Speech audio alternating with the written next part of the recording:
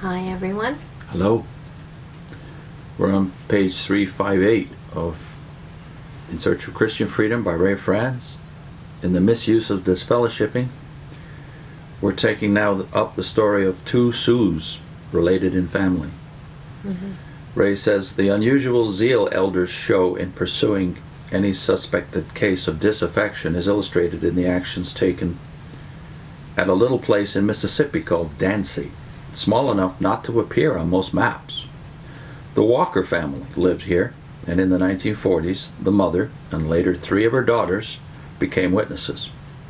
In time, the Kingdom Hall was built just across the road from the Walker home, the land being donated by Ray Phillips, the husband of one of the daughters, who was also the builder of the hall.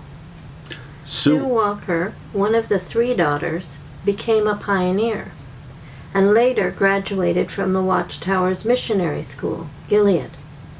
She spent 12 years in missionary service in Bolivia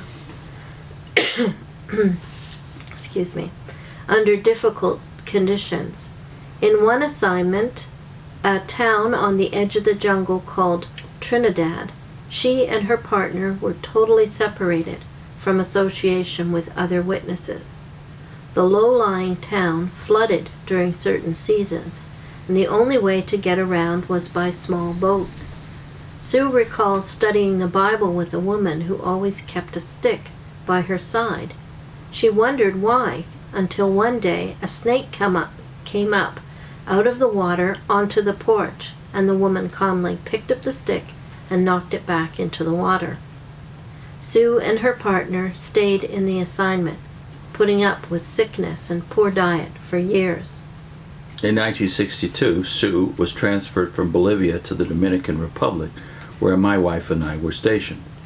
Times were turbulent there, including a full-scale revolution in 1965, and more than once Sue had to take cover from gunfire when on her way home from conducting Bible studies. Though having health problems to her 12 years of service in Bolivia, she added another 13 years spent in the Dominican Republic. After these 25 years as a missionary, Sue felt it her duty to return to Dancy, Mississippi, to care for her aging parents, who were now in their 80s. Though she continued to pioneer on her return, she was distressed to find that many local witnesses viewed her as having quit her assignment. Rumors even circulated that she had been sent home by the society for wrong conduct, which was totally false. I find it hard to believe that anyone, knowing Sue Walker, could speak thus of her. As branch overseer in both Puerto Rico and Dominican Republic, I had had dealings with easily more than 100 missionaries. Of them all, none was less likely to give cause for complaint than Sue. Even-tempered, not easily upset, she went about her work in an uncomplaining, quiet way. Few missionaries did as much personal Bible reading as she did. This, combined with actual experience over many years and in several countries, experience that brought home to her the degrees to which the organization failed to reflect a true Christian spirit, eventually caused her to reassess her conviction of its being God's sole channel and chosen instrument. Her sisters had reached a similar point of reassessment. What followed again illustrates quite graphically the way the organization's shepherding program so often functions when elders view members as straying from the flock. The first to draw their attention was Sue's niece, also named Sue. Phillips, this is. Convinced that the Society's teachings did not accurately represent the first century good news, she had quietly withdrawn from meeting attendance. A district overseer, a circuit overseer, and a local elder visited her, questioning her for about an hour as to the reasons for her non-attendance. She explained her feelings that she had been doing much personal study of the scriptures and could no longer conscientiously support some of the beliefs taught by the organization. She mentioned, among other things, the limiting of Christ's mediatorship to a special class, and the impression created that salvation is something earned through specific works. As happens in thousands of similar situations, the manner of dealing with such questions is to focus not on the scriptures but on the organization. Thus, the local elder asked her, "Where did you learn what you know about God's purposes?" And the customary and expected answer being from God's organization. But Sue replied, that is, Sue Phillips replied, from the Bible. They assured her that they studied more than she did and had their assigned positions in the organization.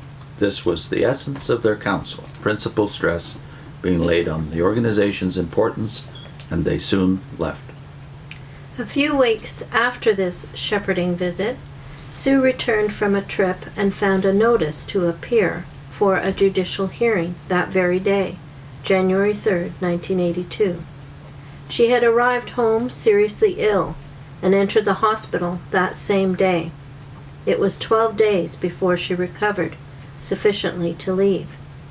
During that time, none of the local witnesses visited her, although 2 women witnesses phoned her mother to inquire about her. During the 12 days of her hospitalization, the congregational shepherds took the course of those in parable to whom it is said, "I was sick, and you never cared to visit me." Sue returned home on a Friday, exactly 2 days after leaving the hospital on Sunday. A local elder phoned her to set up a new date for a judicial hearing.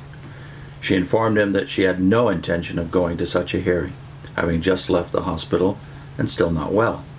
The elder mentioned his having heard of her being in the hospital and said he was sorry to hear she'd been ill. He went on to say that if she would not attend the hearing, then we may have to take some action. Sue replied, "Well, I guess you'll do whatever you want to do." His response, rather heated and quite emphatic, was, "We'll do whatever the organization tells us to do." Wow.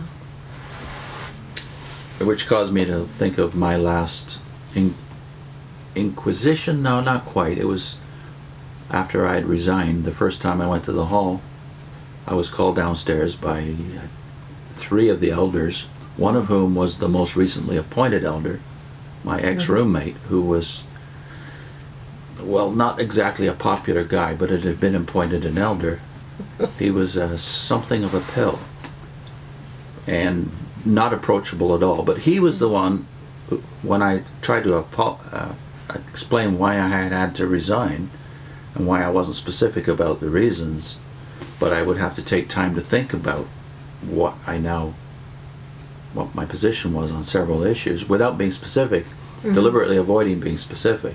At my request. At your request. Yes. This elder, this recently appointed elder who was in his early 30s, said to me bluntly, "So are you saying that you know better than Jehovah's organization?"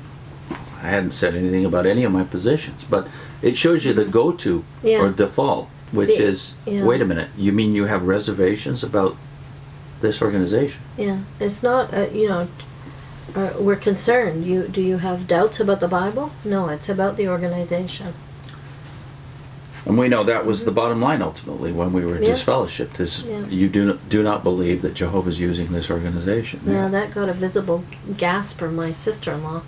I remember when I said that. The last time you talked to her. Yeah, that I said I don't believe that God is that this organization is spirit directed. And you heard her gasp over the phone. Yeah. I committed the unforgivable. So what do we think will happen to Sue Phillips and to Sue Walker and the rest of the family? That's in our next segment.